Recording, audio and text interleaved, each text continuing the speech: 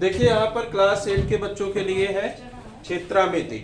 बहुत शॉर्ट में समझ लीजिए, क्योंकि यहाँ पर फार्मूलों का ही मेन काम है। पहला है आपका समलंब चतुर्भुज। समलंब चतुर्भुज की आकृति इस तरीके की होती है, इसको समलंब चतुर्भुज कहते हैं। ठीक है, इसमें क्या होता है 1/2 समांतर भुजाओं का योग गुणे ऊंचाई। इसका जो फार्मूला होता है ये होता है, देखो यहाँ पर दूसरा जो कॉन्सेप्ट है वृत्त का है। वृत्त तुम लोग पहले भी पढ़ चुके होंगे। प्रकार होता है, प्रकार में जैसे ही पेंसिल घुसा के कोई गोल आकृति बनाते हैं तो उसको वृत्त कहते हैं। यहाँ पे मेन हम लोग अभी जो इसके फार्मूले हैं उनके बारे में देखेंगे। पहला है फार्मूला वृत्त की परिधि। परिधि का मतलब ये होता है कि ये जो पूरी इसकी लंबाई होती है इसको परिधि बोलते हैं। ठीक है, वृत्त का क्षेत्रफल मतलब अंदर का जो पार्ट होता है उसका क्षेत्र जो होता है उसका फार्मूला होता है पाई आर स्क्वायर। ये इंटरनल पार्ट वो क्षेत्रफल हो जाएगा। ये वृत्त का केंद्र होता है, बता चुके हैं, केंद्र, सेंटर ऑफ सर्किल। वृत्त की परिधि मतलब परिधि पूरा ये लंबाई जो होती है इसको परिधि बोलेंगे। केंद्र से परिधि के बीच की दूरी को त्रिज्या कहा जाता है, इसको इंग्लिश में रेडियस कहते हैं। केंद्र से होती जाती हुई पूरी ये जो लाइन होती है इसको व्यास बोलते हैं। ये कुछ टर्मिनोलॉजी है जिनको आप लोग पढ़ेंगे आगे भी, 9th में भी। और यहाँ पर एक शब्द आता है पाई।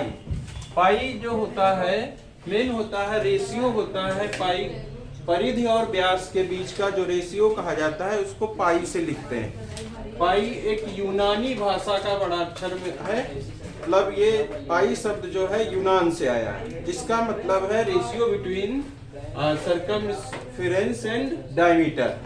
पाई का मान अभी तक पूरा नहीं निकल पाया है, मतलब पाई का कोई लिमिट नहीं है। जैसा जैसा आपकी परिधि बढ़ती जाएगी उसी तरीके से व्यास बढ़ता जाएगा।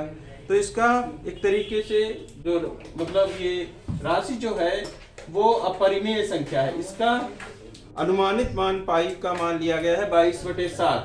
और जो अपने भारतीय गणितज्ञ हैं आर्यभट्ट, जिन्होंने पाई का शुद्धतम मान 4 डिजिट तक लिया है 3.1416। ये भारतीय वैज्ञानिक हैं, इन्होंने 3.1416 तक लिया है। इसके आगे भी पाई का मान अभी तक चलता रहेगा, कैलकुलेशन चलते रहेगा, उसका कैलकुलेशन खत्म नहीं हो रहा है। ठीक है, तो पाई एक अपरिमेय संख्या, ये भी याद कर लीजिए। परिमेय में इसका लगभग मान ये लिया जाता है। वृत्त का परिधि का क्षेत्रफल फार्मूला होता है 2πr, वृत्त का क्षेत्रफल पाई आर स्क्वायर। ठीक है, इसमें 2-3 क्वेश्चन हैं जिनको मैं करवा दे रहा हूँ। थोड़ा सा फार्मूले पे डिपेंड क्वेश्चन है, वो डायरेक्ट होंगे। जैसा नीचे लिखा हुआ है, एक वृत्त की परिधि ज्ञात कीजिए जिसकी त्रिज्या 21 सेंटीमीटर है। उस वृत्त का क्षेत्र का क्षेत्रफल, उस वृत्ताकार क्षेत्र का क्षेत्रफल ज्ञात कीजिए जिसका व्यास 14 डेसीमीटर है। तो ये क्वेश्चंस देख लीजिए। क्वेश्चन नंबर 1 इसमें जो दिया गया है वृत्त की परिधि, यानी परिधि का फार्मूला क्या होता है 2πr।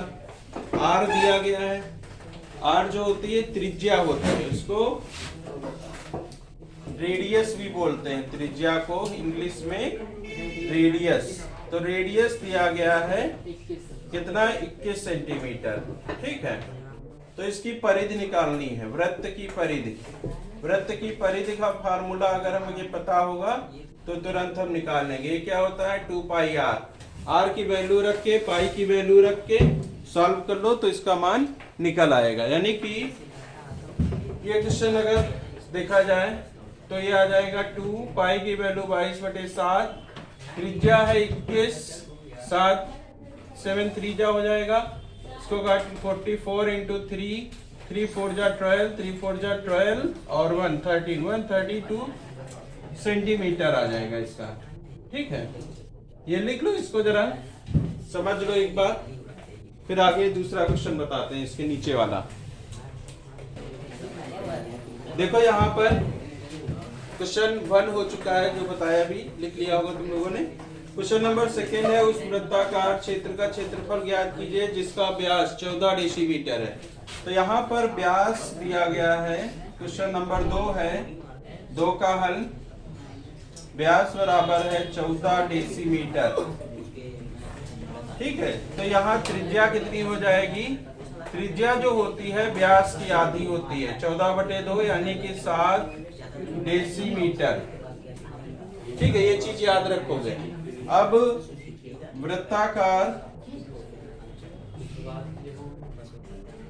क्षेत्र का क्षेत्रफल ज्ञात करने के लिए फार्मूला होता है तुम्हारा पाई आर स्क्वायर। ठीक है, पाई की वैल्यू 22/7, आर की वैल्यू 7 × 7 हो जाएगी। इसको 7 × 7 कैंसिल हो जाएगा, 7 × 2 = 14, 115 डेसीमीटर स्क्वायर। ये आंसर आपका आ जाएगा इसका सेकेंड वाले क्वेश्चन का। बहुत ही आसान है। पहले वाले क्वेश्चन में परिधि का फार्मूला ये वाला लगाएंगे, दूसरे वाले क्वेश्चन में क्षेत्रफल का फार्मूला लगाएंगे और सॉल्व करेंगे। ठीक है, पाई की वैल्यू जहां पर कहेगा वहां पर आप 22/7 लगाओगे। अगर नहीं कहा जाएगा तो 3 दी गई होगी 3.1416 तब लगाओगे। ठीक है, इस तरीके से ये क्वेश्चन हल करो और प्रैक्टिस करके सॉल्व करो फिर से।